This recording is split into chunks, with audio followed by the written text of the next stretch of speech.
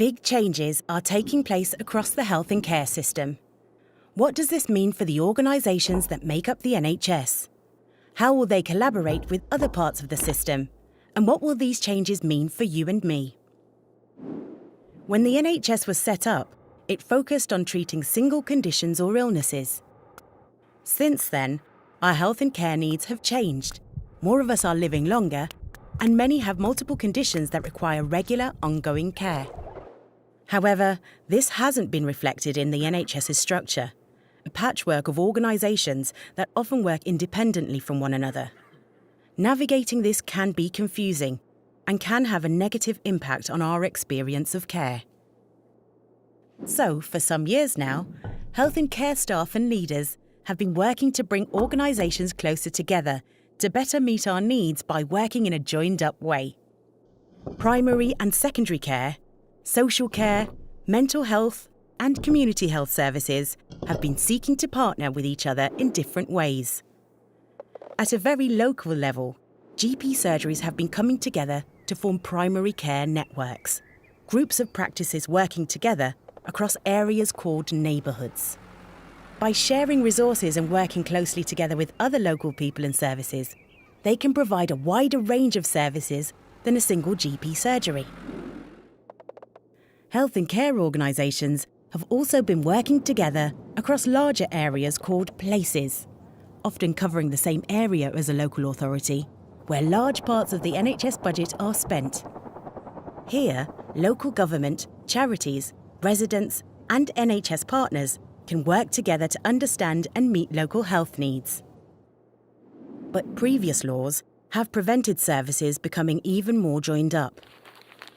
The 2022 Health and Care Act aims to change this and make it easier for organisations to work together.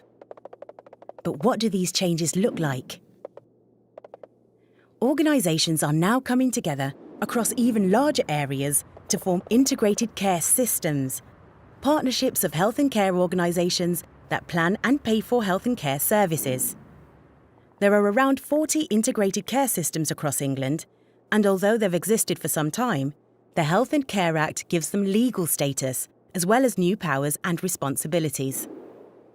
Integrated care systems are made up of two parts: integrated care boards and integrated care partnerships. Integrated care boards decide how the NHS budget for their area is spent and develop a plan to improve people's health, deliver higher quality care and better value for money.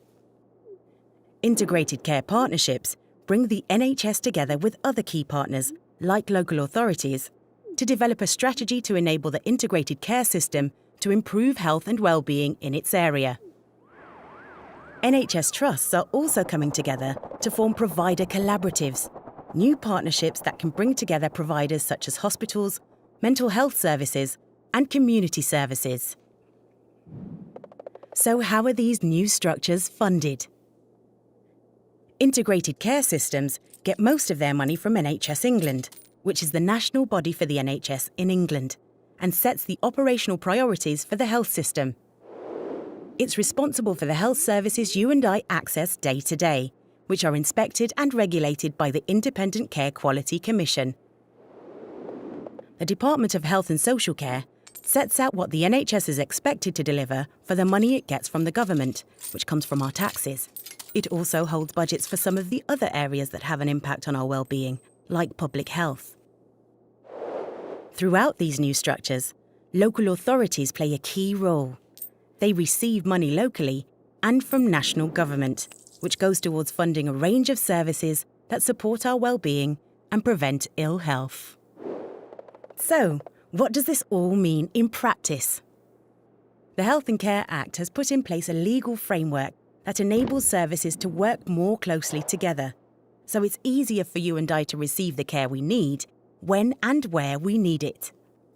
For these changes to succeed, staff and local leaders will have to work with one another differently, alongside key partners in local government, the voluntary sector, and communities themselves.